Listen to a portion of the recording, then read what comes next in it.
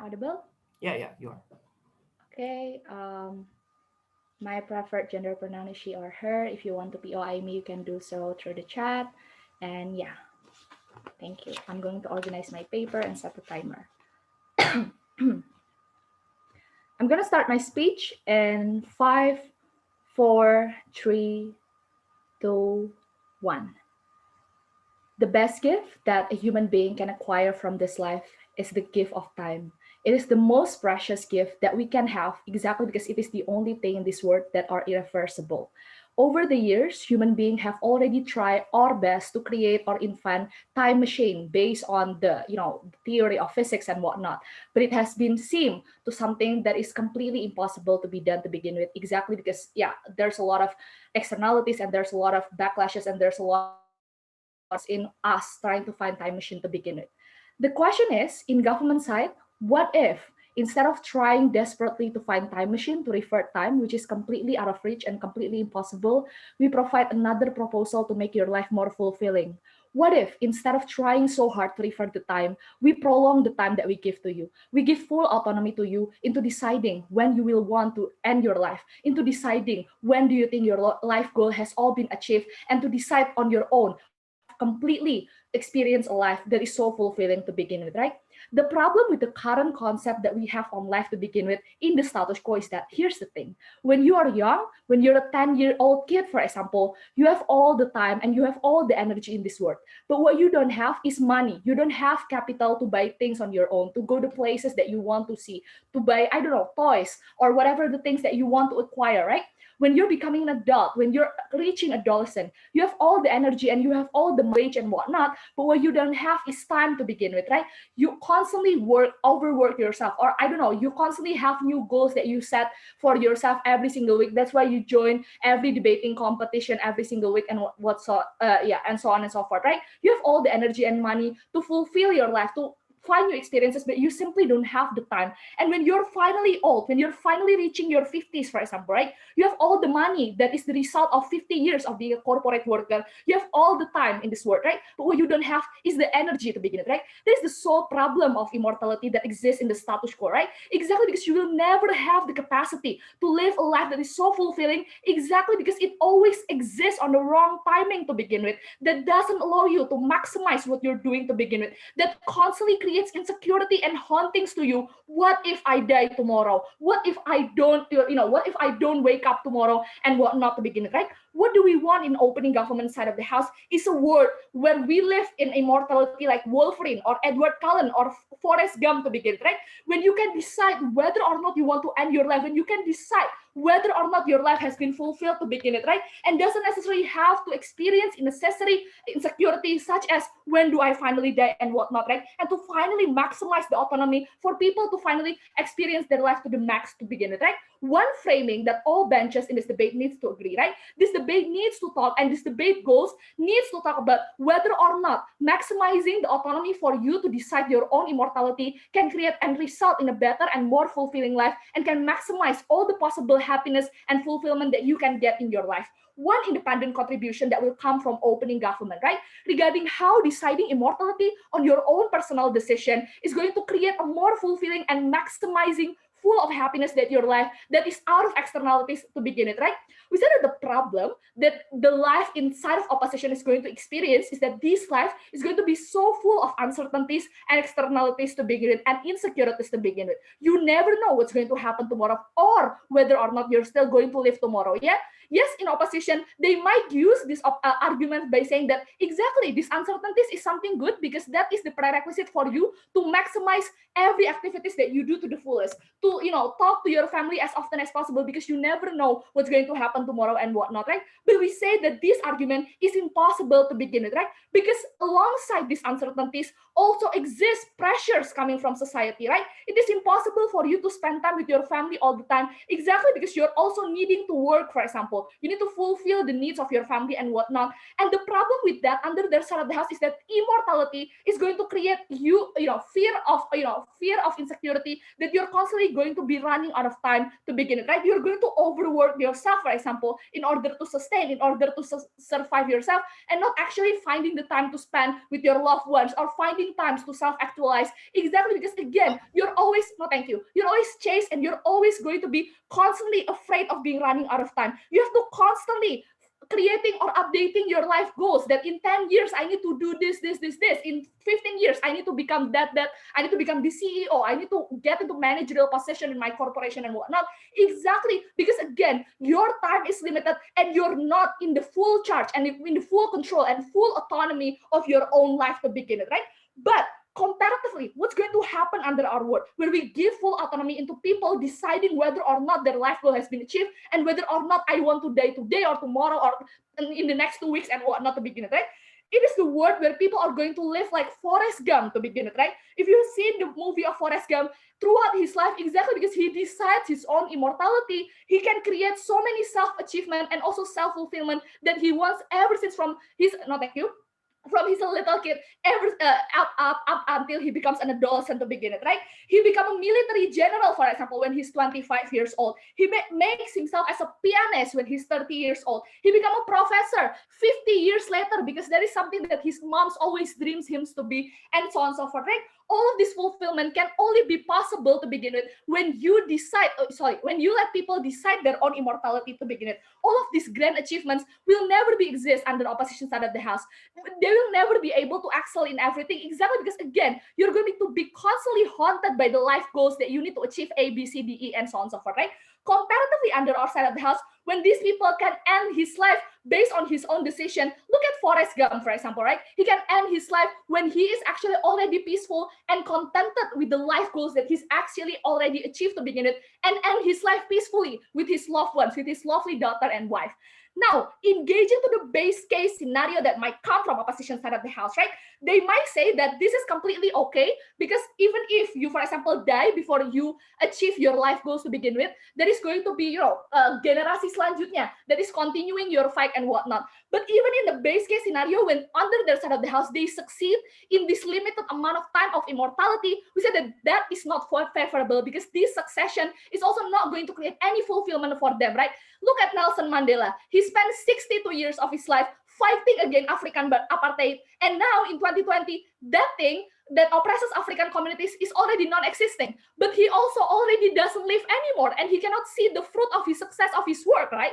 Look at other, social minorities activists to begin with, BLM activists or LGBTQ activists that now already legalize same-sex marriage, but they already died to begin, right? They cannot see the fruit of their work to begin with. And that is something that is unfavorable under our side of the house. We believe that a life full of immortality that is not under your control will never result in any kind of happiness or fulfillment. Never been prouder to propose.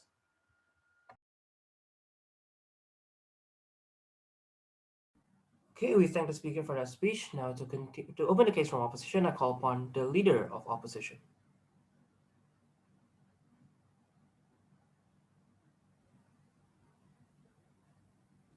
Audibility check. Audible? Yeah. Okay, cool. Julita. Okay, I'm gonna begin my speech in 3, 2, 1. Members of the House, immortality is a wretched curse that places individuals on a self-defeating treadmill that stretches out into the abyss. It is the illusion that anything you want can be in the palm of your hands if you just persist on the quest to attain it long enough. That all of the suffering you experience right now is trivial in the grand scheme of things, in the horizon of time that stretches into infinity, a mere trial on your road to greatness that is still being paved. This is the trap of immortality that we greatly regret under side opposition, that you never have an opportunity to take a step back from the daily grind of your life, assess the limitations of what you can accomplish, and make peace with the fact that maybe your standard of life cannot be as great as the others. Maybe your standard of life cannot be as great as Forrest Gump. That leads to the feeling of constant suffering because you're constantly on the hedonistic treadmill where you never feel like you're enough because you're never at peace with your lot in life. This is a tragic state of affairs, we argue, that imprisons individuals in an eternal state of wanting and never endows them with any sense of accomplishment. Time is a curse instead of a gift, and and Nyon and I are incredibly proud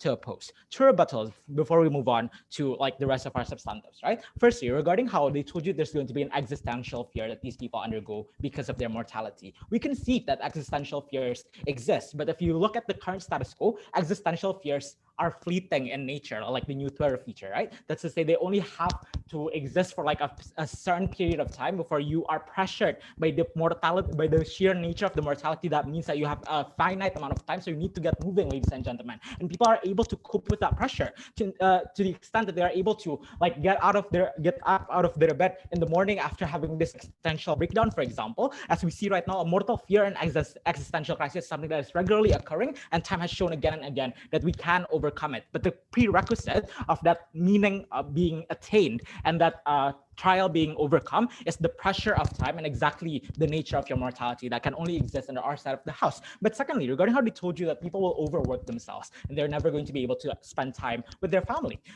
We think that capitalism, for example, and like economic pressures is not an exclusive feature of mortality, but a reality of the world. And they also have to play that scenario or that side of the house. In reality, the sheer amount of capitalistic incentives and the glory that's dangling before your eyes can only be countered when you know that your time is not infinite. That's when you know that you need to portion and compartmentalize the time you need to work and chase greatness, for example, and balance that with the time that you spend with your family. Whereas on the comparative, when your time is infinite, you're stuck in the cycle of chasing an elusive ghost that you might never attain. But even if you attain it, you'll have to adjust your standards and chase a new goal once you accomplish that, right? Because not even the sky is the limit under that side of the house. Your time is infinite and nothing will ever be enough. Two contributions in this speech. First, I'm going to talk about on why humans are unable to feel happy under the curse of time. Why is this the case? Because you are under the illusion of infinite resources, ladies and gentlemen. If what you need to be happy is more wealth, you just need time to work a 9-to-5 job and accumulate that money. If what you need to be happy is a relationship, you just need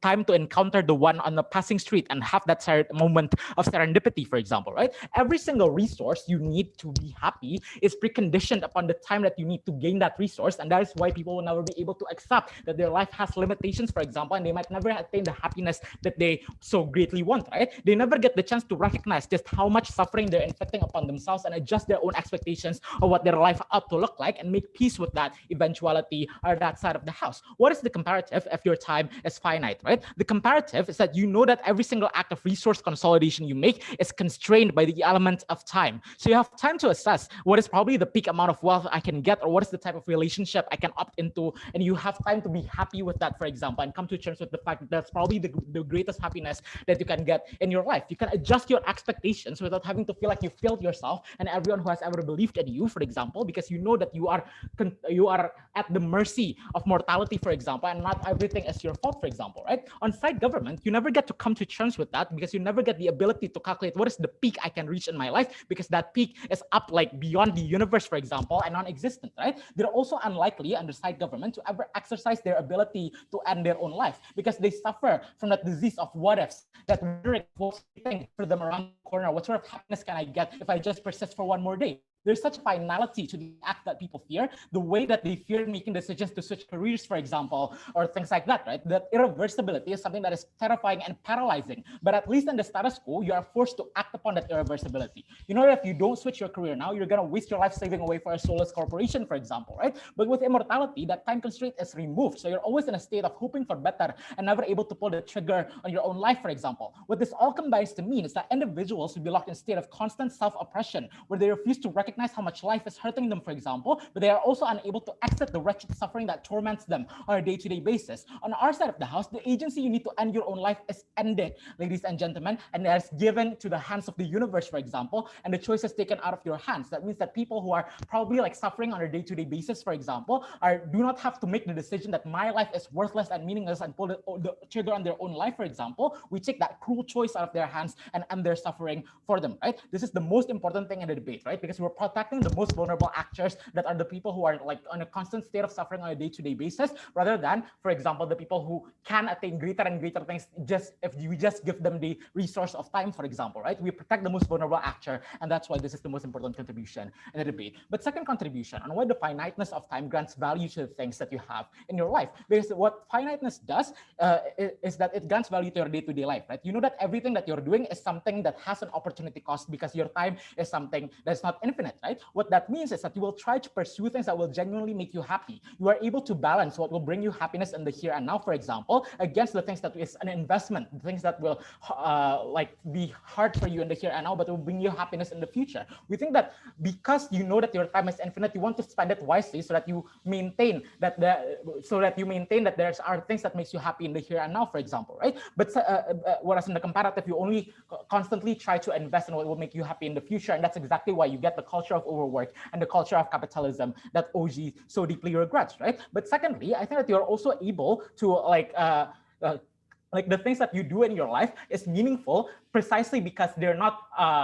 they're like precisely because they're serendipitous, for example, right? So you know that this is something that is a freak accident that happened in your life, that you only have like 20 or like 60 years on this planet, for example, and you just happen to have this glorious moment of connection with another person, for example, or you just happen to be able to like make that instant connection with somebody, and you know that that is something that is not just an eventuality because you're living forever, for example, but that is something that you are able to get despite of the barriers and all of the things that's working against it, right? That's what grants value to the things that happen in your life, ladies and gentlemen. The fact that it is the freak accident of the universe conspiring in the particular place and time, despite only having 60 years to live, that grants value to your life, and we are happy to defend that. Vote for opposition side of the house.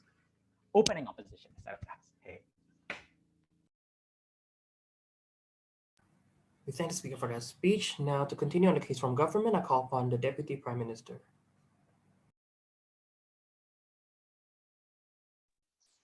Am I audible? Yeah, you are.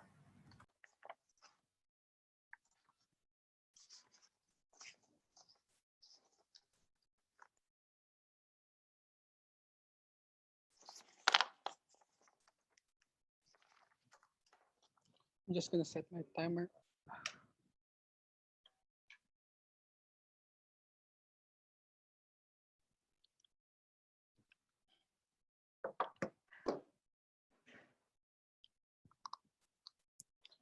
I'm gonna start my speech in 5, 4, 3, 2, 1.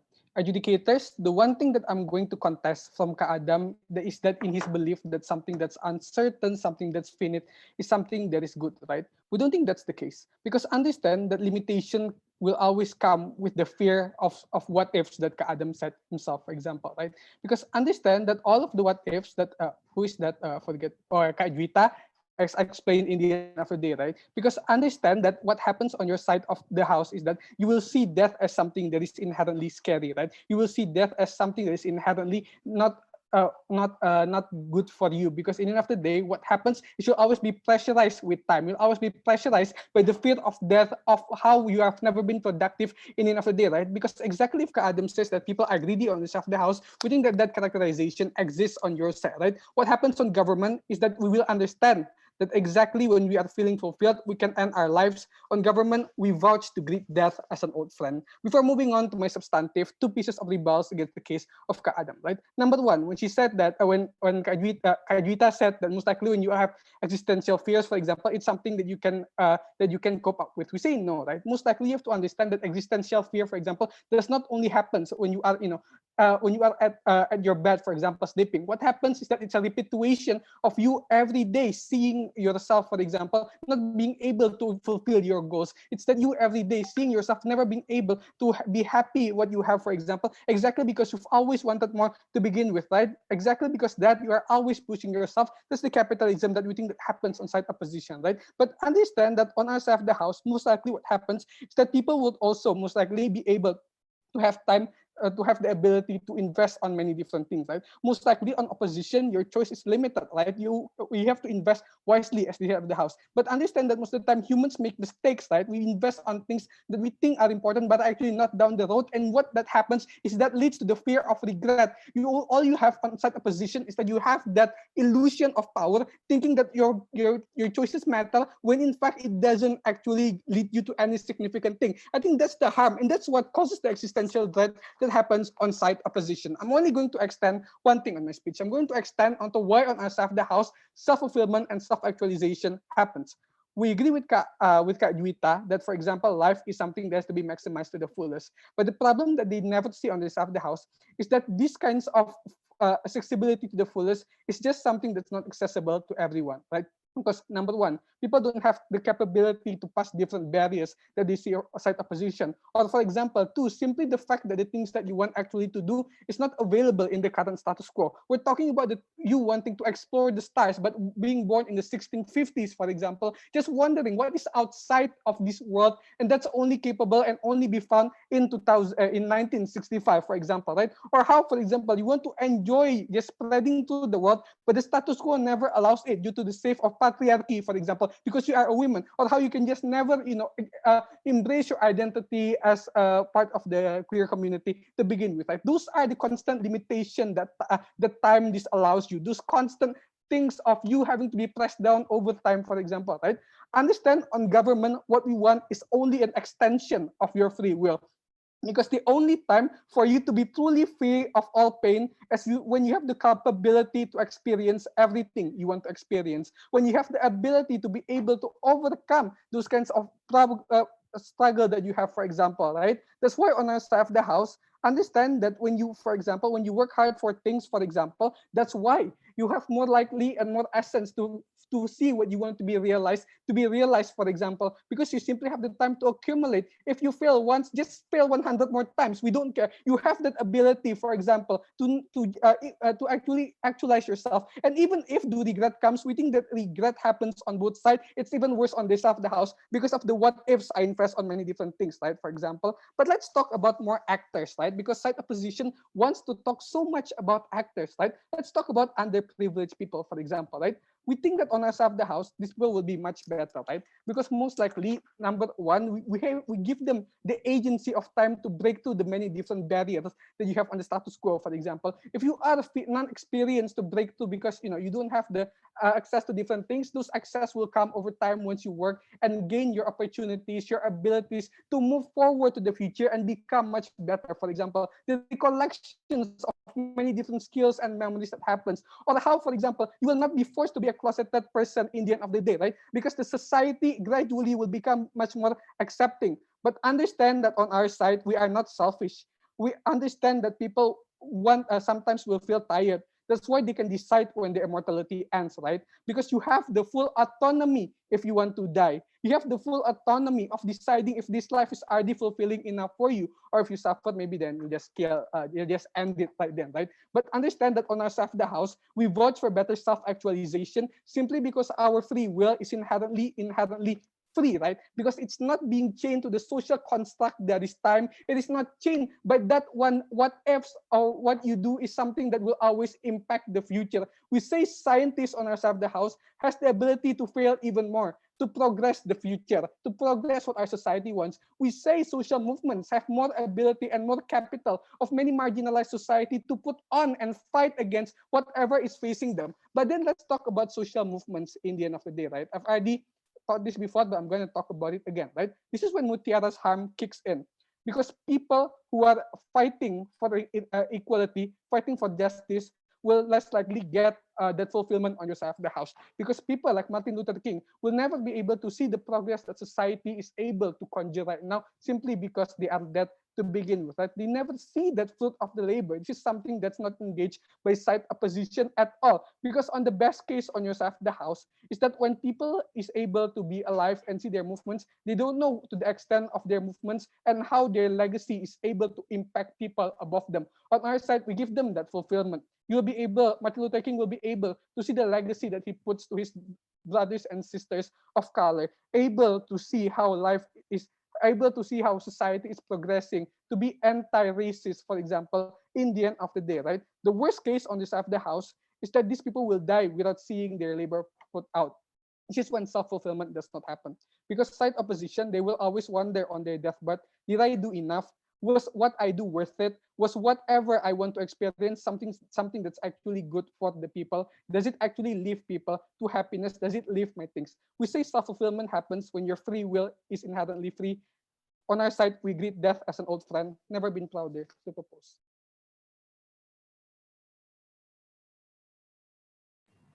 Okay, we thank the speaker for that speech. Now, to continue on the case from opposition, I call upon the Deputy Leader of Op.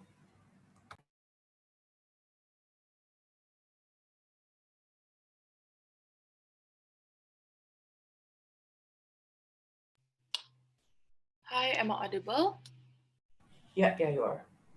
Okay. Kok kalkulator?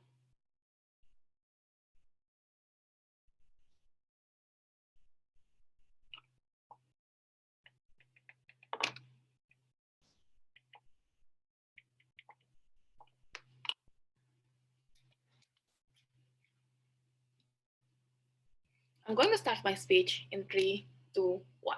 The reason why we think life is precious is because you have limited time living in it. And for most people, you have no idea how much time you're going to live. And I think that's the beauty of life. Because when you're struggling, you can say to yourself, hi Jess, let's have one day of at a time and it will end someday. And all you know is that you have tried your best. You can say that this too shall pass. The world that they want is the world where you will not know when and how to stop. And we think that such a scary word to live. Now, I'm going to have one point of clarification. This debate needs to talk about should you die because of externalities or by your own decision. We think that we would like for the majority of that, we prefer that to be caused by externalities. Why? Because people react to autonomy of that differently. Because people are different and they live in different environment, they have different mental state, they have different economic capacity that kind of like have like different decision making power in terms of how they want their life to roll out. That's why on OG, what that 14th minute speech talk about is a form of overgeneralization to the reaction of people where they will be content or able to gauge their speed. I think that's not going to happen, right? That's why this debate needs to analyze the possible reaction from individuals that have different spectrum of personality and struggle in their life. On O, we think that the general reaction would be two. Number one is what Adam talked to you about how people who think time is unlimited and they need to run an endless treadmill. But second, which I'm going to extend, is people who are overwhelmed, people who are depressed, struggling, and they think that taking your own life is the only choice. By the way, trigger warning, I'm going to talk about suicide. So for any debaters or observer, this is a trigger warning for my further speech. Yeah, all right. So before that independent rebuttal, right? People will they say it on OG, people will be able to slow down and be more patient. I think that's incorrect. Why? Just because we have this world does not mean other influence or hurdles in your life will disappear. Number one, capitalism will still exist, right? People will still have mental breakdown over being fired by your bosses or unable to achieve the target in your work. We think that this daily life and like slice of life will still happen on their side. So we think that the question that we impose to government branch is on how people will be able to like mitigate and solve this type of stress and mental breakdowns in their life. But second of all is religion, right? I think that religion will still impose the idea of afterlife, and your life right now is only a worldly possession, making sure that people will think that life is only a temporary and the end should be you entering heaven and having like this religious or spiritual fulfillment. So I think people will still be pressured to be successful, especially now that they have illusion called finite resources. So I think that on their side, this type of pressure will still exist and even multiplied even bigger. Now, going to my substantive, I think when life is inherently hard, making suicide as the only way to die is especially bad. Every day, suicidal people are contemplating or pondering to end their life. OG assumes taking your own life symbolizes peaceful closure and ability to have catharsis. No, we do not think so, because not everyone will have this type of closure and peace. Some people will die in a tragic death, thinking death is a punishment because they are failing in life, and death is the only way because I'm giving up. And this is the only exit mechanism I'm taking, and this needs to be based on my autonomy. I think this is especially bad for people who are struggling and have suicidal tendency, because it's going to be so much worse. You are constantly going to think that dying is death is a step that you need to take on your own, and the process of that and the contemplation to come to terms that you need to end your life that has so much possibility is actually very painful. Like you need to leave your family, you need to leave your friends, you need to leave your girlfriend, you need to leave your anime, for example. I think that that type of life experiences should not be felt by anyone in this world. This proposal legitimizes and affirms death as an escape to pain. When you have mental health problem, you will go to imposter syndrome mode, thinking that you do not deserve to live a long life.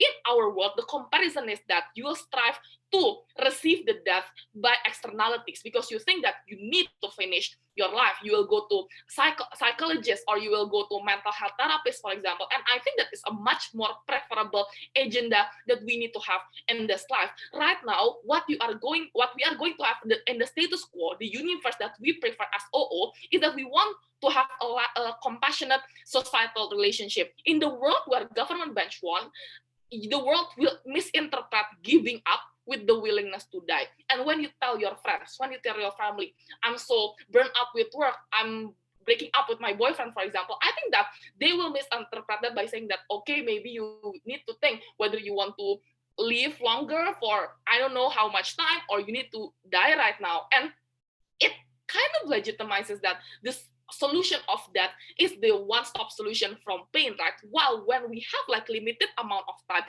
it said that, okay, hang on, because like you only have limited time anyway, and let's finish it. I think that that is the narrative that we would like to prefer. Moreover, with religion, when with the concept of afterlife, where death is seen as an end and is glorified by religion. So when you have a problem and you went to your church or your mosque, for example, they will say, okay, what about you and your life? Because right now it's in your choice. Suicide is not a sin in this world. So we think that they will say, okay, maybe let's meet Jesus, for example, and have like much more spiritual fulfillment. I think that's going to be much worse. But now, lastly, I'm talking about grief. How the world they imagine create greater pain when our loved ones died. In their world, because all deaths are decided by each individuals, the family or spouses will be forced to rationalize to achieve closure. Why is my dad ending his life this early? This creates overwhelming insecurity for the individuals who are left. Am I not giving enough affection? Have I hurt them? Have I not treating my friends good enough? This creates greater pain for individuals who are left behind because it is within the control of individuals. Now we think that how people cope will be better on our side because you have your closure that, okay, my dad dies because of illness and, for example, sickness, and my dad has fight their best. I think that is the much more preferable type of closure and how people manage their emotion in terms of grief. Panels, the world OG proposed is a world of Black Mirror where options are number one, run an endless treadmill called life, but second, gamble the odds of uncertainty with the label of autonomy. We do not want that world, and we are very proud to oppose this debate.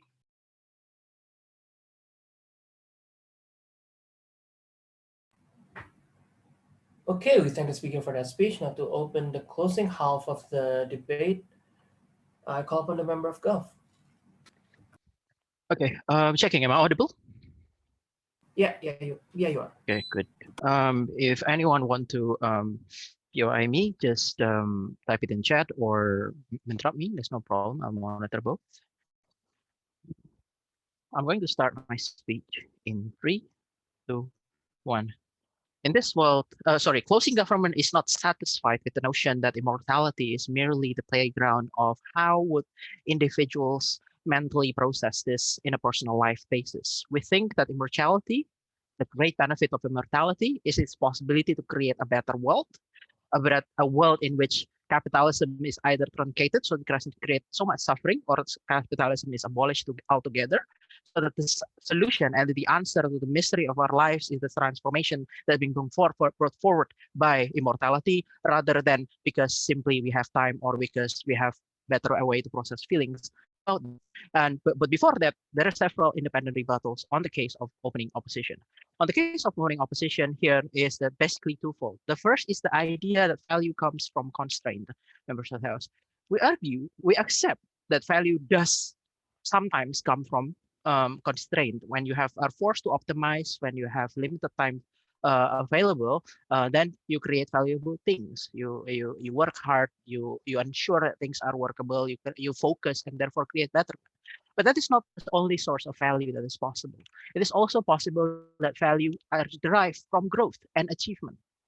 So, an artist perfects a wealth as a lifetime achievement, create a sculpture, for example, that took him 70 years to complete because he focused on tremendous amounts of details on that statue. Imagine the same work in 500 years. Imagine adding to a corpus of knowledge for 1,000 years or 2,000 years. That is also entirely possible under our model. Secondly, also value can come from creativity, and often creativity also thrives when they are not constrained, also thrives when you're given time to improve and complete these products, members of the house. So we are not, they are therefore likely to be equally good, right? They're likely to be equally good, and and in a world with immortality, then people are going to shift their values so that things that are more valuable are things like this. Moreover, we argue that this is a solution that is better because from that constraint also comes suffering and limitation. So value with suffering is, I think, inferior to value without suffering. So although their world is probably providing people things with our artistic value is also possible in our world, and that value is provided better because you do not require people to suffer to get it. Second, on this notion of escape, it is based on external and internal reasons. Members of the house, external reasons can be something we live with or something we can't live with. In this world, a lot of the reasons are reasons that we can't live with, and such as oppression, such as being treated badly by other people, such as being constrained, and so on. And therefore, it's also not acceptable that in this regard, and actually having time as an escape from that is a good thing. And this is why we think that on balance, because vast majority of reasons why we die as reasons that we don't like disease and so on, that life is still better when we have immortality compared to when we don't have immortality, even though it can provide some escape in some exceptional scenarios. But moving on to much more important analysis that we have in that a better world is possible under immortality. Under immortality, this will be a world in which superabundance is more likely, and therefore people will live a very strong material life rather than deprivation.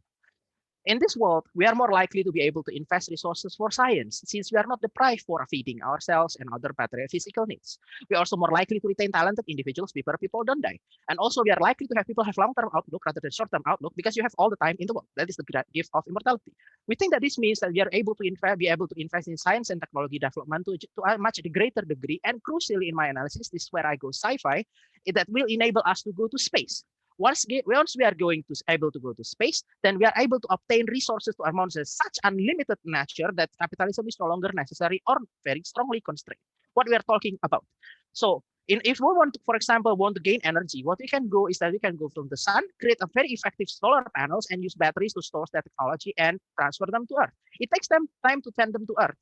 Tens of thousands of years, which is okay if we are immortal, but impossible if we are not immortal. If we finish material resources, we can go to the Kuiper Belt, which takes several decades, for example, and then mine them, which is rich with minerals in more metal and metal nature that's higher than available on Earth. If we want water, we can mine them in Titan and other moons of Saturn, for example. If we want life, we also can terraform those areas. Those all require travel time and also requires ability to survive the tremendous conditions of space. And therefore, when we are immortal, we are solving that problem. The problem with spacecraft traveling human beings to the future, to very long distances in the universe, is not because of the spacecraft, but the technical limitations of the human body. The spacecraft, for example, can handle thousands of Gs, but the human body will melt in 10 Gs, for example. The human beings starve, human beings go old and die. But if we don't go and old and die, don't starve, we can go to the nearest solar system, which is like around, I don't remember, 4.1 light year, for example, and wait for that time using devices that are not going to light speed. Why is this good? Well, because then, therefore, they require productivity and resources that answers and solves the problem that's being identified, of a limitation that's being provided by the opening debate, right? The reason here is that there's a question, why not the most powerful and the most organized for these resources, just like capitalism? Well, because the technology given enough time can be figured out no problem by everybody, right? Because then people given enough time can learn them. Therefore, the entry limit is much lower. Secondly, also more importantly, even if you have capitalism, if you are super abundant, inequality doesn't require you to create material deprivation that sucks the life out of everybody. In this world, when the super rich control planets, giving like houses for everyone is still acceptable. So that life is going to be much better and much acceptable for other individuals. This is actually how immortality helps us. Immortality doesn't help us with when we are trapped in this small psychological thinking about how life should be psychologized by immortals. No. Immortality transforms and changes the world to tremendous amounts, and that these tremendous changes create life that is better than life as it currently is, which is life suck, and there is material deprivation. And this is very important. A lot of people are starving, a lot of people live in tremendous material deprivation. So creating this super abundance, even if not perfect, is much better than navel gazing about whether or not we are going to be stressed as we are immortal. Okay. Secondly, life is going to be much more just world in which politics is driven by compromise rather than oppression. Why? Because the most powerful tool for oppression is murdering the opposition. Members of the this is exactly something that cannot be possible in this scenario because you are immortal. Secondly, also the second possible ability for us to resist is simply by placing our body there. Our body is indestructible, cannot grow old, cannot grow tired. What happens here? There is two scenarios in which the most powerful will have to live by compromise by either ceding enough resources so that people can live side by side, or risk full-blown conflict in which they will never win, right? Or second, better, they can compromise and join our special resources because they cannot win and impose their will. So this is a society that is much more just. This is a society that is super abundant. That is much way better answer than just simply asking whether I'm going to be stressed because of this immortality. We are very proud to propose. Thank you. Okay, we thank the speaker for that speech. Now to open the closing half from opposition, I call upon the member of op.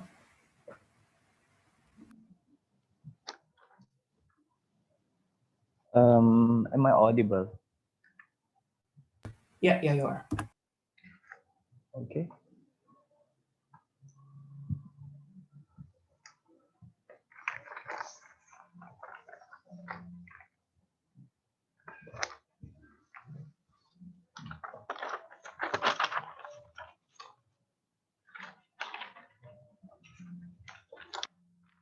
Okay, I'm going to start my speech in 3, 2, 1.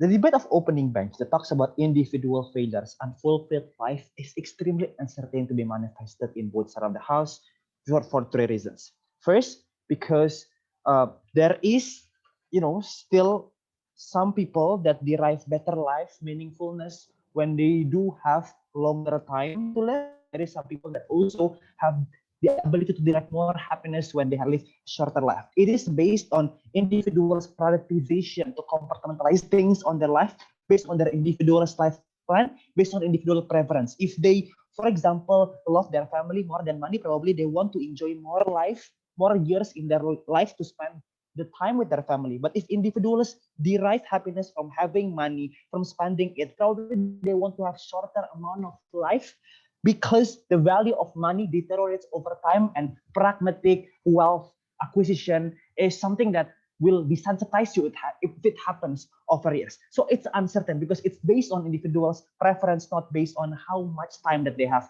in this world. But the second thing is, I think OG's benefit is also uncertain, which people can live a better life by fulfilling all of their life plans. Because there is still other externalities that individual cannot control, like capitalism, inequality, racism, sexism, that puts underprivileged group of society couldn't access this opportunity even though they have 1,000 years in this world. But more than that, I think more expectation, more mental pressure to individual that is unachieving will be much better inside of opening government, because now you don't have excuse of failing. People will judge, blame, and shame you even more when you are on the years of 200, but you are still unable to become CEO. People will blame you. You are so inherently stupid. You are so inherently lazy. How can that you have 2 centuries in your life, but you're still unachieving? That's why people will live unhappier life inside of OG. But lastly, I think individuals' happiness in the side of opening bench is still uncertain because bad people still live over times. Dictators, capitalists, religious figures that are so conservative. So I think it's going to be really uncertain if these people still live in the future that will tackle opportunity for minority and underprivileged groups of society. That is the reason why individuals' happiness can only enter to this debate when there is macro level change in the socio-political economic structure. That's what's going to be CO's expansion. So wait for it. But CG, I don't think that CG has any important exclusivity because their argument about people can invest time and money to science, I feel it can still exist in the house because currently there are still young people that are still really good at science, that they can still learn transfer of knowledge still exists towards younger scientists. But more than that, when they talk about acquisition or like retention of talents to live a longer life, I think that's going to be bad because it makes the scientists have like an infinite control over the scientific project or anything that they want to do because they live a longer life and hamper the process of regeneration. So CO will enter this debate after that framing. Hope you listen to this, Kak Santo, which is our argument. CO believe at this point in which you allow the people to have a choice of immortality, it allows the people at the top of the political, economic, and social structure to lengthen their power consolidation that prevents the process of transfer of power and social democratic change. Do understand, the world is plagued with the plethora of problems that is rooted from inequality, such as political dynasty, capitalist economic enterprise, or conservative religious entities. The problem with immortality is it allows this corrupt, exclusive, unjust power structure to lengthen their whim and power grips because of resource consolidation for three reasons. First, the corrupt leaders will not be able to die,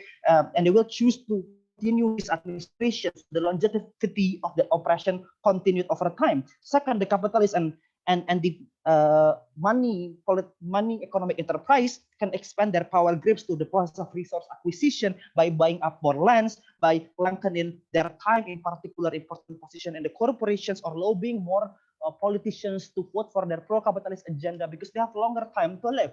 Third, the conservative religious leaders could spread up their hatred, their exclusion, and their discrimination towards minority groups such as women, sexual minority, or specific racial classes because of they are unable to die. We consider that they do exist in both sides of the house, but now they could lengthen and extend their evilness because of the process of regeneration and social change. It will be massively obstacled. What is the comparative in our side of the house? First, these people on the top of power structure will die, and the successor comes from the younger generation that tends to not receive the same degree of culture, personality, in politics and religion, which allows the people to have decentralization of power and prevent this consolidation of cult of personality of this one person. But second, young people tend to be more progressive because of the exposure of more information from social media. They live in a more globalized world that means that they are more exposed with people from different backgrounds and like from racial groups, from like sexual minority, from different genders that reduce their negative stereotype against minority. The exposure of social media about the issue, like social movement that Oji wants to talk about, more likely the followers are young people, right? Because they are more exposed with this liberal demographic transition, as opposed to old people that idolize the conservative right-wing party because of their glory in the past. That's the reason why still a lot of people in Indonesia that are old still idolize Suharto despite of his evilness, or like on how Brexit is still passed despite how bad it is, because old demographic voting bloc in Britain still idolize the Tories and Conservative Party regardless how bad it is, just because there is still like political core personality that conservatives and the old people have. So in our of the house, when these old people die, we have more liberal voting blocs that can pressure the government to create more underprivileged minority groups such as LGBT, feminism, and African American community to have better life. But more than that, conservative power in religion can also be decentralized because now they die and they can be replaced with a more liberal, democratic, moderate preachers. And also, like the capitalists also will be unable to buy more lands. It means that their capital will be distributed to inheritance tax. But even though we don't have inheritance tax, at least people now are more aware of the liberal policies such as economic redistribution, taxing up big banks, or like breaking up big banks that are more popular in the eyes of young people because they are more knowledgeable about this important issue rather than old people that are unaware in status quo right now. The arc of progressivity is in line with the progressivity and the rise of liberal demographic transition that is only an old people. That is to say that when we can in CO provide more macro benefit to alleviate the people that is currently underprivileged to live a better life, it means we fulfill the gap in opening debate about individualized benefit that is still uncertain to my better life if the evil power up top still live and will not be replaced. Very proud to win this debate. We thank the speaker for that speech. Now to close the case from government, I call upon the government whip.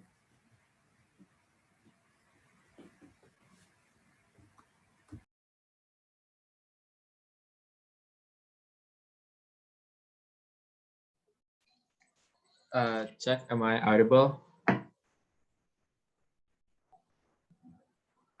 Yeah, you are.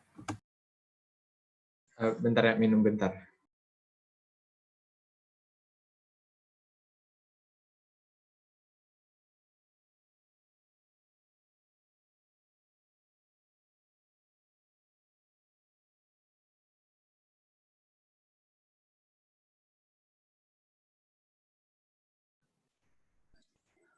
I'm going to start my speech in 3, 2, 1.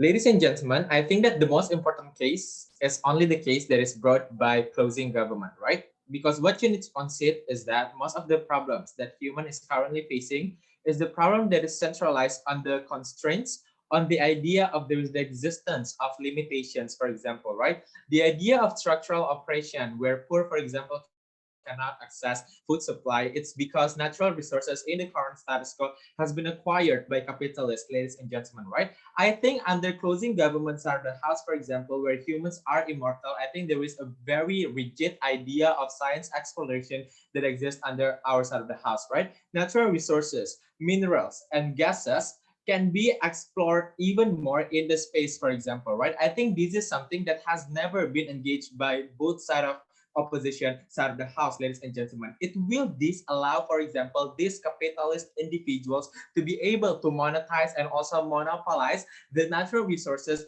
that they have acquired on the land, for example, right? I think this is something that is very good and allow the individuals to live happy, not as an to live happily, not only as an individual, but as a communal society, ladies and gentlemen. This is something that closing government brought to you and never been engaged by the entire closing opposition side of the house, ladies and gentlemen. I'm going to engage to all the cases and kick them one by one, right? But number one, let's talk about the idea of pain and grievances, engaging with the idea of team opening opposition.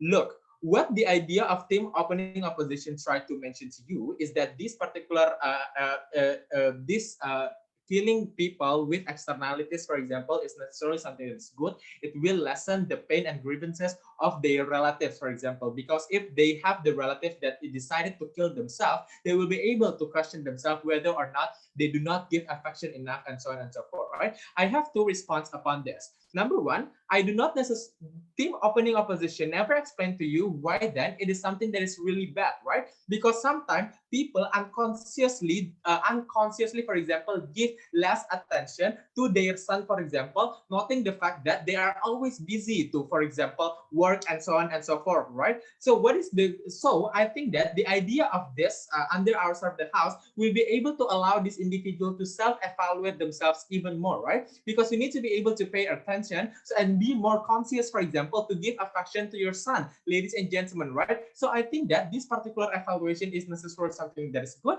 and good under closing governments of the house. But number two, I think that the idea of pain and also grievances will be much worse under opening opposition side of the house. Why is that so? Because when you, for example, die because of the externalities, of course, you are not able to control these particular externalities, right? But sometimes in the momentum when you are about to die, ladies and gentlemen, I think you should have a sense of control, for example, to allow your son or even your daughter to say goodbye to you, ladies and gentlemen. This is the reason why when you choose to leave them, they will not be as sad and as painful like what exists in opening opposition to the house, because you give them this extra time to at least to say goodbye to their death, for example, right? I think that the idea of pain and grievances is controllable under our side of the house, ladies and gentlemen. Under the side of the house, when the externalities cannot be controlled, ladies and gentlemen, you actually disallow your kids to say goodbye to you, right? Maybe they also face the externalities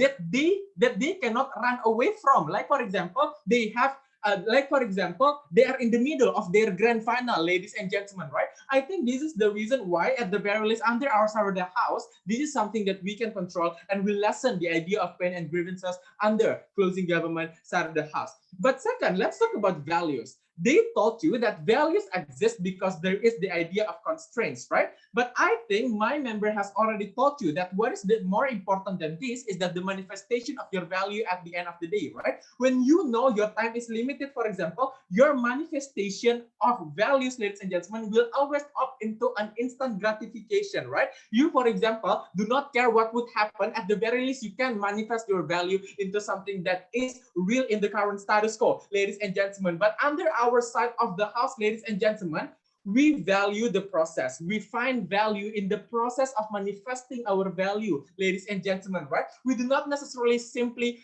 force the society, for example, to live in a world where they are extremely progressive because they are our values, right? No, because we understand that we need to respect, for example, someone's principle and so on and so forth, right? But under the house, ladies and gentlemen, your values exist because of the growth itself, and I think that this is the values that will be able to harmonize the society at the end of the day, right? But second, let's engage with the idea of closing opposition, right? On how they tell you, for example, there will be a progressive values and also policy that exists under our the house. Conservative politicians, for example, will be will not stay in power and so on and so forth. But two things in my two response, right?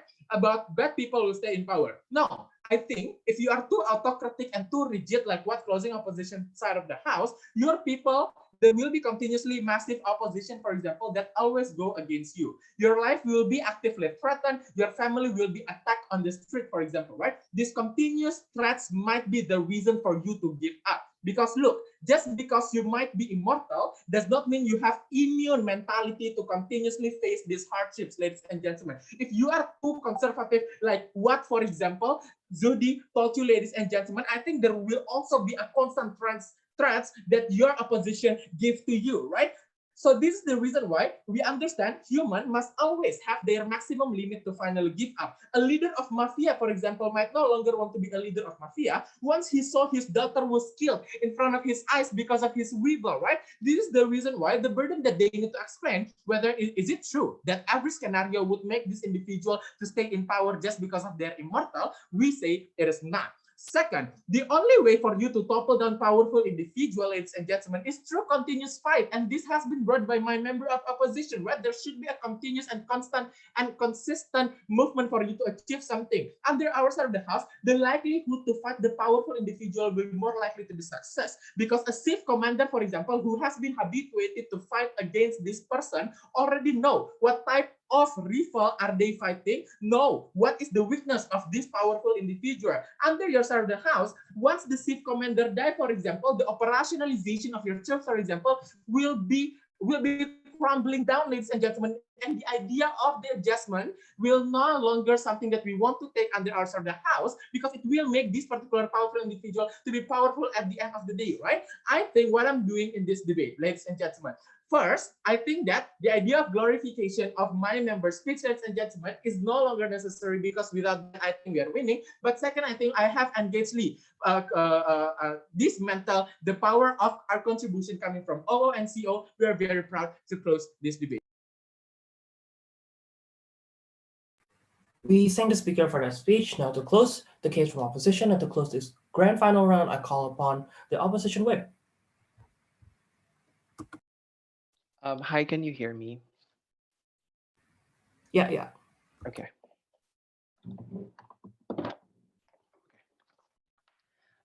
If you want to POI, just unmute yourself and POIB. I'm gonna start the speech in 3. I will not be, can I rely on the stopwatch on the screen here? I will not be timing myself. I'll start my speech in 3, 2, 1. Members of the floor, people are dynamic. Situation changes, context evolves, culture evades, and thoughts generally improves. That's why we have demographics. That's why we have personalized and targeted policies to ensure that different people are being served in different ways. The problem with government team is that they generalize that the people that live in the past and the people that will live in the future or currently will remain the same, and people will have the equal interest as to how they claim. What we would argue from closing opposition, which I think was never properly rebutted coming from closing government, is that it hampers the process of regeneration, it hampers the process of progressive policy, and it hampers the process of us making a more democratic state and a democratic constituents for the benefit of all people. I'm going to answer 2 things in my speech. First, I'm going to quickly seal the deal about the happiness thing. Secondly, I'm going to talk about social structure and regeneration, which is basically Zudi's main extension in this debate.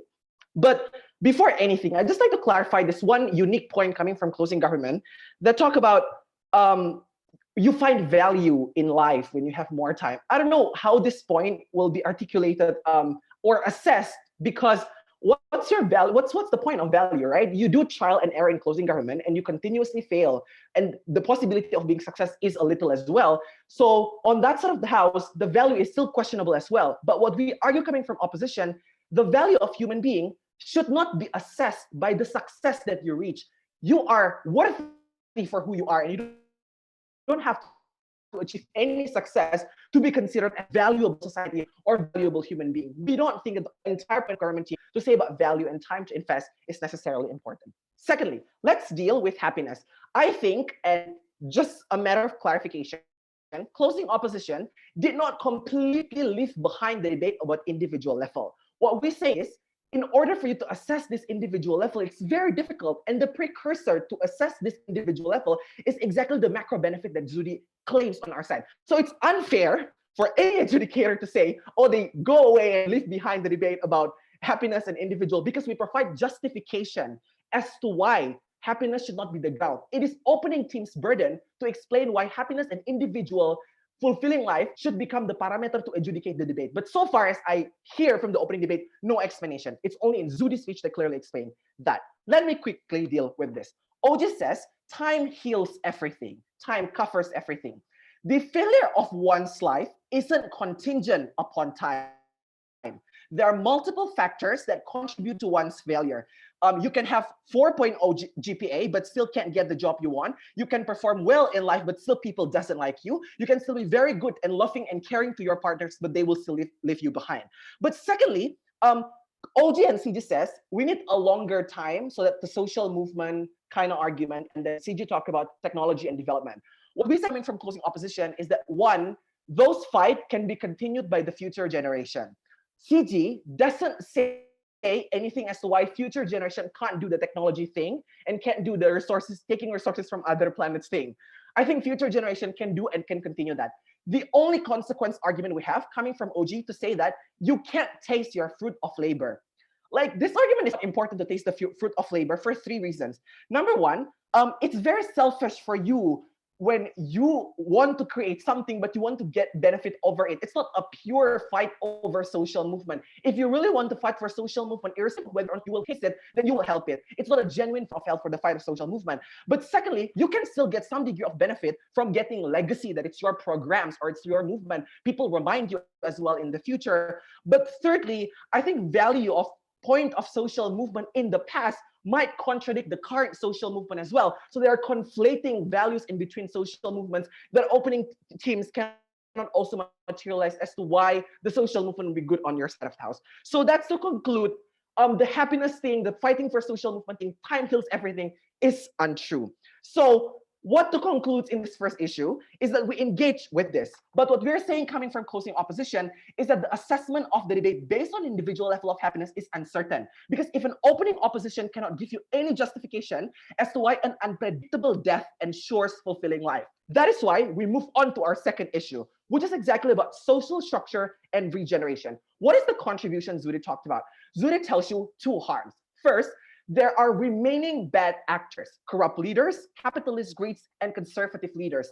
The response was poorly engaged coming from government whip. They said, well, if you're too radical or if you're too conservative, there will be massive opposition threatening you. Yeah, they can threaten you, but you won't die in your side. So even if they threaten you, they want to try to kill you, you won't die anyway. The difference is, in our side, there's a possibility of death. So moderation can only exist when there's a possibility of you die, unpredictably, ladies and gentlemen. And it's exactly why our policy matters. Before proceeding to the second argument about progressive values and regeneration, I'll take closing. But at least under our side of the house, you can give up your position to be in power, because you do not necessarily have a immune mentality to actually face that. Being immortal equals to you being immune. Secondly, let's talk about progressive values. What we say coming from closing opposition is that a world of immortality will be full of people in the conservative people in government, people that monopolize their power, that consolidates their power, young people with better ideas, with a more progressive ideas. I don't need to prove why progressive is better than conservative. I think what matters is there are more inclusion and inclusivity in democracy when it comes to progressive values. The problem is, in government team, you can't have a solid power of youth voting bloc to pass progressive policy that couldn't happen on your side, because your world in government team is full of bad people, is full of conservative people as well. I'm not saying that conservative people or conservative idea is ultimately bad. There's some good, I would acknowledge. But like what I said in my opening, context changes, human life changes, culture evades. And that is why we need to adjust to the change of circumstances. And that is why those who have the right to determine what should be the policy now is exactly the current and the future generation. The older generation lives in the past and they have the right in the past. But as time changes and as context changes, people in current condition and in the future condition should also have the right to determine upon their agency, upon the policies, and upon things they wanted to be controlled over. For all of these reasons, we're very proud to close the debate.